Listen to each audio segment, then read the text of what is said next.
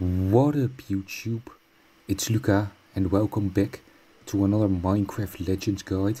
So in this Minecraft Legends guide I'll be showing you everything that there is to know about upgrades in Minecraft Legends. I'll be showing you how to unlock certain upgrades, what resources you need to build upgrades and where you can get those. And finally later on in the video I'll go over every upgrade individually, explain what they do and how many of them I think you should get, because certain upgrades can actually be built multiple times and you can get like multiple benefits from them. So the first time you'll be acquainted with upgrades is quite early on in the story. After you've taken down some piglin bases and protected a village, you'll unlock the mossy and grindstone golems. But to spawn those guys you're gonna need to build an iron improvement. So if you press R, then here in your little handbook there's an entire section dedicated to the different upgrades. So just select the iron upgrade. You can read on the right here what it does, put it in your hotbar, and then you can press V and then place it down somewhere. So something you might notice when placing these down is that the placement is actually quite limited. You have these 4 pillars around the Well of Fate in the middle of the map, and that's the only place where you can build upgrades. So yeah, there's basically only 8 spaces around each of these pillars, so 32 spaces in total. So yeah, you're gonna have to be very careful with what upgrades you do proceed to go with, because some of them actually take up 2 spaces and some of them even take up 3 spaces, but I'll go over that a little bit later in the video. For now, let's just pick a good spot over here in the corner, seems nice. And then we just left click to build it. And then once this, you'll see once this alley is done, the iron upgrade is unlocked, and we now have the ability to gather iron and build the spawners for the mossy and grindstone columns. So after this you won't really need to dabble with upgrades until later in the story, once you've taken down the night beacon and the game opens up a lot. So let's fast forward to that point now. Okay, so here we are, we have just taken down the night beacon.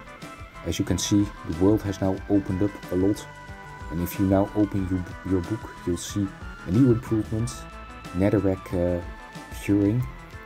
But that's not all the upgrades, you know, this is not everything.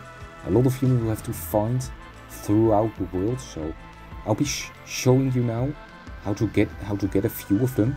So for example, the upgrades for the power towers, as you can see over here we have a stun tower.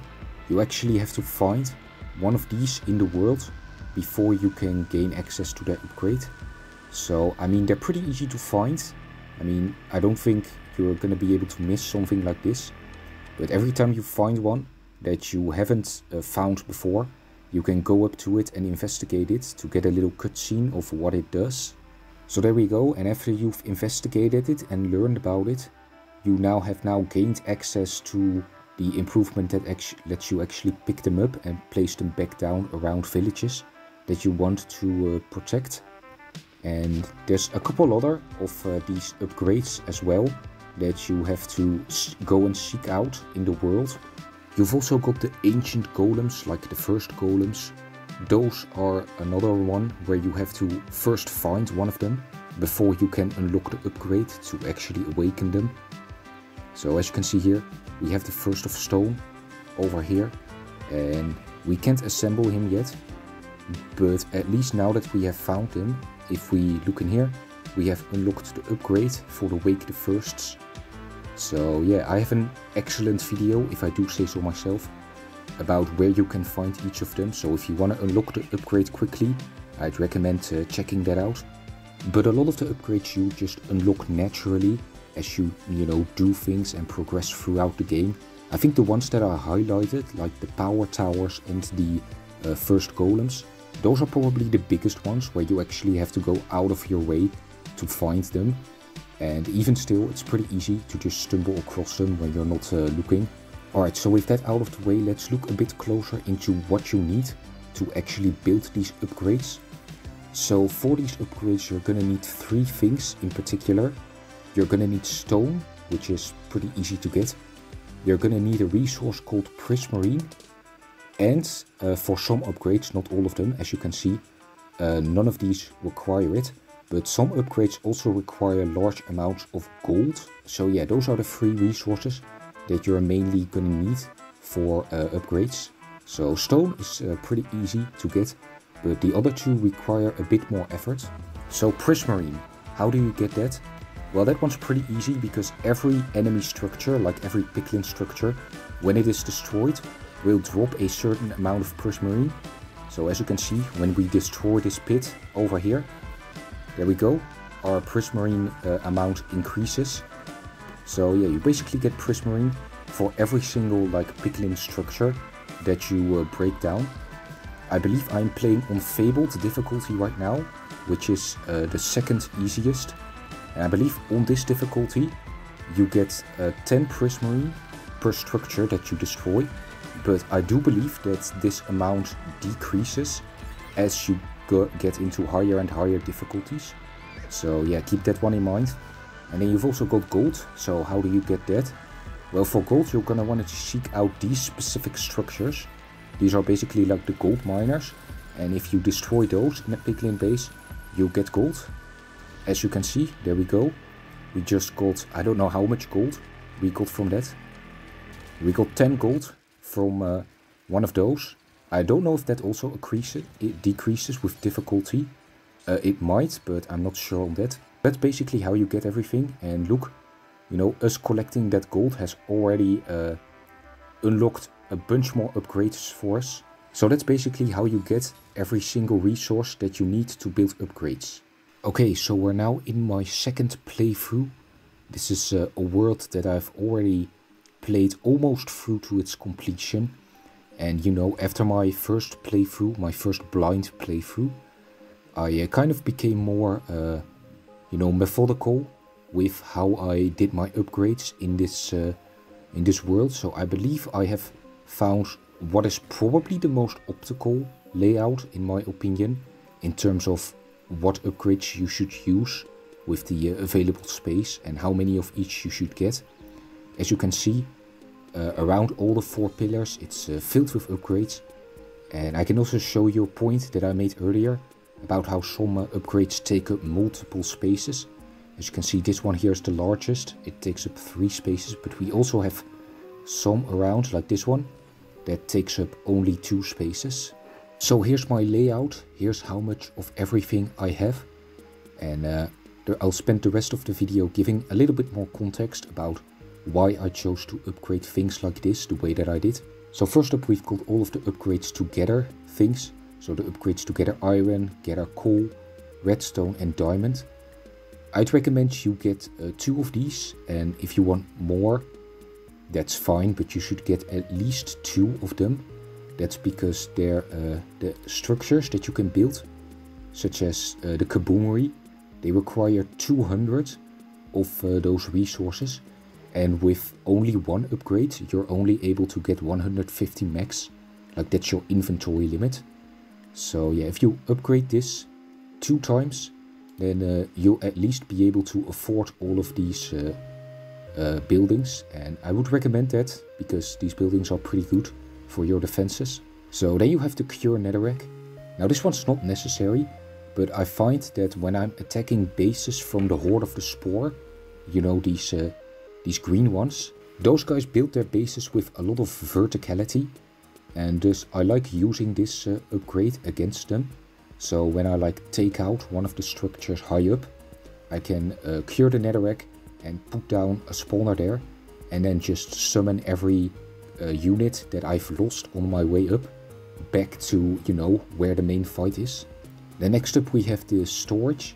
So this upgrade, as you can see, every time you build it, it increases your wood and stone storage by max storage by 500. And it also increases your lapis, and you can't really read it, but it also increases your storage for a prismarine and gold. So it increases the amount of those you can carry at one time.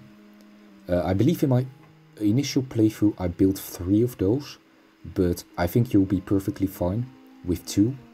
With 2 you have like, what, 500 lapis or something, and that's probably more than enough to take on everything the game throws at you. Now then you have the upgrades that gives you more allays. I'd say only build this if you really want it. The reason for that is because of the bonus chests that are scattered throughout the world.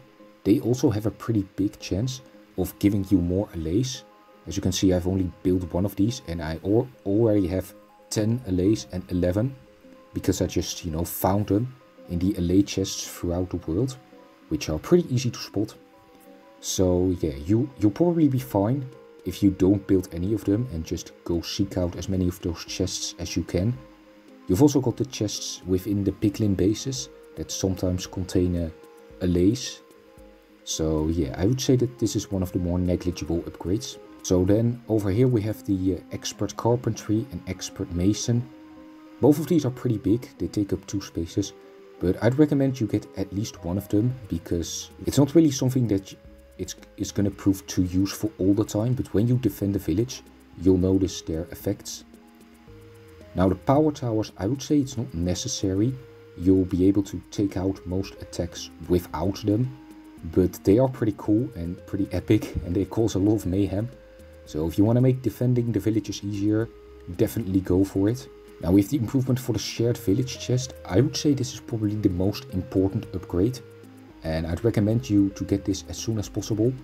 What this does is that it basically links all of the village chests together. So if you open the village chest in one village, you'll get the reward of all the other villages as well, just in one go. Which is definitely really useful.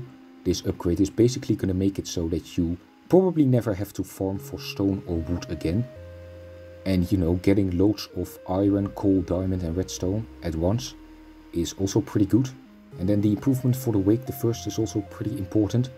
I would say that this probably should be one of the upgrades you build first, because it's pretty cheap. And the gold that you collect, you can then use to awaken the golems. And yeah, like I said before in a previous guide, I really like the golems, like they're like super units. So the earlier you unlock them, the more they're gonna show their worth. And then you have 2 types of upgrades that increase the size that your army can be. You've got this one, which adds 4 slots, and this one, which adds 10 slots.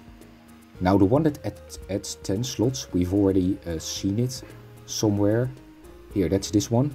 That's the one that is super big. I believe this is the largest upgrade that takes up the most space. But it is more efficient because, you have this one. I believe this one still might take up 2 spaces. I don't know. I never really built these. But I still think this one is the most useful out of the 2. This one I believe still takes up 2 spaces and only gives you 4 extra units. Whereas this one gives you 10 extra units for only like 1 more space. And in terms of costs, it's also more efficient to make one of these rather than make 2 of these. If you build 2 of these, it's basically the same cost as 1 of these, but you get 2 extra units. So I don't see any reason to pick the small one over the big one. I think you should just save up for this one at any time. And then lastly, we have this one, the banner improvement.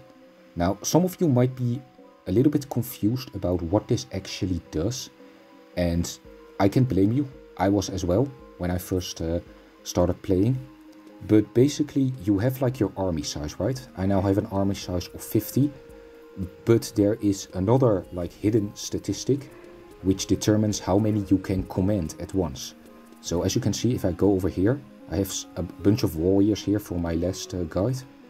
So as you can see, like next to the army size, you now have a number, 26 warriors. That is how many I am actually commanding around. And there is a limit to that number. I believe when you're first starting out, that number is like 25. So this improvement for the banner basically makes it so that you can command more mobs around you at once. I have 4 upgrades now, and I believe that means that I can command like 80 or 75 units with me at a time. So yeah, I think this one is pretty essential if you wanna, actually be able to take the large army that you've made with this one into battle. It's not that expensive as well, so you'll be able to get it pretty quickly. So that's going to be it for my guides on upgrades.